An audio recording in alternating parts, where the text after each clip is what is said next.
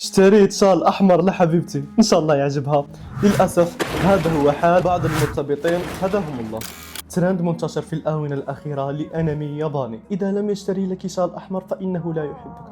سأشتري شال لنفسي، إلى غير ذلك. ولكن يا مسلمين، هل تعلمون حقيقة إهداء الشال الأحمر للعشاق فيما بينهم؟ هذه عقيدة وثنية شركية. تقول الأسطورة اليابانية: إذا أهدى الحبيب لمحبوبته خيط أحمر فإن الآلهة نتاعهم تربط بينهما رباطا مقدسا إلى الأبد. ولهذا السبب بعض العلماء حرم مشاهدة الأنمي لما تحمله من معتقدات وأفكار شركية بحتة. والشاب المسلم مغلوب على أمره، يتبع ويقول.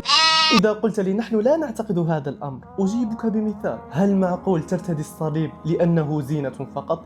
أكيد لا، لأنك عملت بالعمل الفاسد لا يبرر النية الصالحة. وما دام الأمر تجاوز إلى حد الشرك، فهنا نتوقف ونستغفر الله من هذا الفعل. وأنا لا أحرم عليكم لبس الشال الأحمر، بل أحذركم من هذا الترند والتقليد الأعمى. والله أعلى وأعلم.